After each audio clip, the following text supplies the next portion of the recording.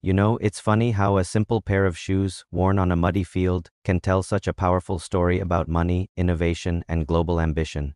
We see our football heroes scoring impossible goals, weaving through defenders, or making game-saving tackles, and we often just admire the player. But look down, just for a second. What's on their feet? Because what's beneath those studs isn't just footwear.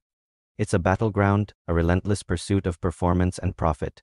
For decades, it's been a silent war waged by brands like Adidas, Puma, and Nike, all vying for dominance in a market now estimated at over $4.1 billion globally in 2024, projected to grow even larger.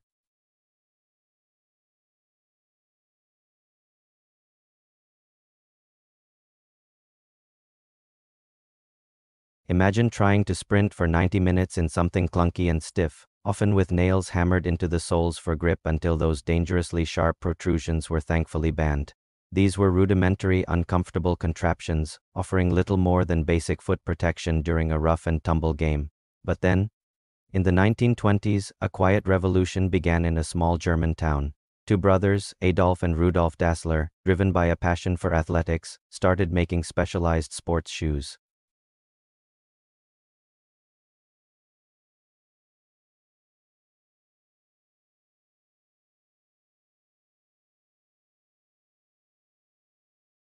The brothers split dramatically, literally dividing their workforce, assets and factories in their small German hometown. Adi Dassler went on to found Adidas, a name cleverly derived from his own. His brother Rudolf Dassler moved across the river to start Puma. This wasn't just a business separation.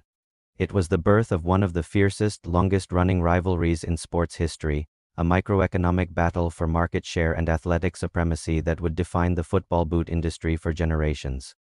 Their hometown even became known as the town of bent necks, as people would glance down at your shoes to discern your family or company allegiance. In the 1950s, Adi Dassler struck gold, securing a moment of pure genius for Adidas. He introduced interchangeable screw-in studs for Adidas boots, allowing players to adapt their grip to varying pitch conditions, a revolutionary concept. This innovation was famously utilized by the German national team during the rain-lashed 1954 World Cup final against Hungary. The ability to switch studs mid-game gave them a tangible advantage on the slick field, helping them secure an unexpected victory. Rudolf at Puma reportedly fumed, convinced his brother had stolen his idea. This was a true game-changer, literally, and it cemented Adidas's early reputation for technical innovation and a superior product. My grandfather, a keen amateur player back then, often told me, his eyes lighting up, those Adidas boots felt like they were part of your foot. You could really feel the pitch, twist and turn. The 1960s saw boots becoming even lighter and more flexible, shedding the heavy, high-ankled designs of old, allowing players to move faster and change direction with greater agility. Adidas cemented its position as the market leader, with a staggering 75% of players at the 1966 World Cup wearing their iconic three stripes. The company's dominance seemed absolute, but Puma, driven by Rudolf's relentless pursuit of sales and innovation, was not giving up the chase. And then came the ultimate secret weapon, a daring strategic maneuver, a plot twist for the ages, unveiled at the 1970 World Cup in Mexico. You see, for the 1970 World Cup, Adidas and Puma, still locked in their bitter, almost personal rivalry, had agreed to a truce. It was famously known as the pact. They both, quite rationally, agreed not to sign football's biggest and brightest star, fearing that a bidding war for his endorsement would escalate to financially ruinous levels for both firms.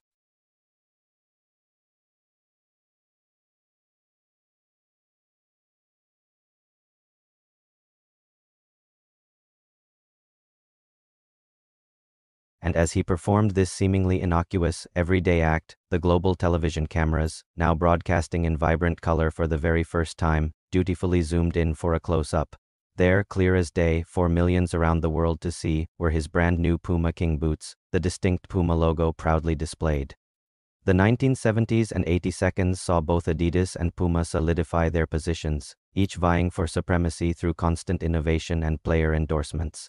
Adidas launched the iconic Copa Mundial in 1979, which would go on to become one of the best-selling football boots of all time, a true classic, celebrated for its unparalleled comfort, durability, and soft kangaroo leather. This period also saw the rise of more widespread boot sponsorships, with other brands like Diadora, Lotto, and Umbro entering the fray, creating more competition for player allegiances. Players like Diego Maradona famously wore a mix of brands, sometimes Puma, sometimes Adidas, showcasing the evolving, often lucrative landscape of player allegiances. The focus remained largely on leather boots, emphasizing touch and feel, as football continued its global expansion. But the real seismic shift, the moment the Davids and Goliaths of the boot world truly clashed in an unprecedented battle for market dominance, came in the 1990s. This was when Nike, the American sportswear behemoth that had conquered running and basketball, decided to fully and aggressively enter the football boot market. They weren't just joining the competition. They were intent on a complete disruption. Adidas and Puma had built their empires on decades of leather craftsmanship and deep-seated heritage. Nike, with its audacious just-do-it philosophy, came in with a radically different approach, a relentless focus on speed, lightweight synthetic materials, and unapologetically bold, often flashy, designs that challenged the traditional black boot aesthetic. Their 1998 release, the Nike Mercurial Vapor, was nothing short of a game-changer. Designed specifically for the Brazilian superstar Ronaldo, often affectionately called R9 or the Phenomenon, who was set to dominate the upcoming 1998 World Cup. It was revolutionary. It was the lightest boot ever made at the time, featuring a groundbreaking synthetic leather upper that allowed for incredible speed and responsiveness, a feel almost like a second skin. Ronaldo, with his explosive pace and dazzling skills, made those iconic silver and blue boots synonymous with blistering speed and pure attacking power. It felt like flying, Ronaldo once reportedly said about them, capturing the essence of their design. This aggressive, technologically advanced entry from Nike intensified the boot wars to an unprecedented level, forcing Adidas and Puma to innovate faster and more radically than ever before. This bold move paid off handsomely for Nike. By 2023, Nike would command nearly 49% of the global football boot market share, with Adidas at around 37.7% and Puma at 10.9%, a testament to Nike's incredibly successful market disruption and relentless pursuit of innovation. The 2000s and 2010s became an era of relentless technological advancement and hyper-specialization, a true arms race in footwear engineering. Adidas launched the iconic Predator line in 1994 with its instantly recognizable rubber elements designed for enhanced ball control power and swerve, a boot made famous by midfield maestros like David Beckham and Zinedine Zidane, who epitomized precision and flair.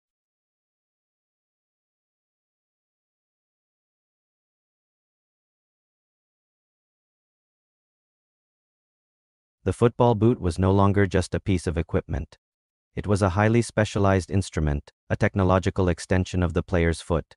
This relentless technological pursuit was personified and amplified by the ultimate rivalry of the era, Lionel Messi and Cristiano Ronaldo.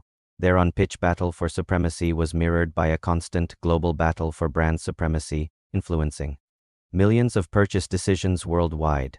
Messi, the quiet maestro, became the global face of Adidas, with his personalized Adidas F50 and later the iconic Adidas Messi signature line. His lifetime contract with Adidas, reportedly worth around £18 million, approximately $22 million USD per year, spoke volumes about the brand's belief in his unique, almost mystical, influence and his unparalleled global appeal. He represented artistry, agility, and a humble genius that resonated deeply with fans globally. Today, the football boot market remains a highly competitive, technologically advanced arena, a testament to this relentless evolution. Nike and Adidas continue their dominance, constantly pushing boundaries with innovations like Nike's Flyknit technology for a revolutionary sock-like fit and Adidas's PrimeKnit, and new sole plate designs engineered for explosive acceleration. Puma, too, has reasserted its presence, continuing to innovate with its Ultra and Future lines, sponsoring a new generation of stars like Antoine Griezmann and Romelu Lukaku. The future promises even more advanced materials, perhaps even integrated biometric tracking within the boots themselves, and AI-assisted player-specific customizations, leading to truly bespoke footwear. The silent battle beneath the studs rages on, driven by billions in revenue, a relentless pursuit of performance, and the eternal quest to capture the hearts and feet of every footballer on the planet. From the humble beginnings of simple leatherwork boots, these brands have truly transformed the beautiful game, one innovation and one legendary player at a time.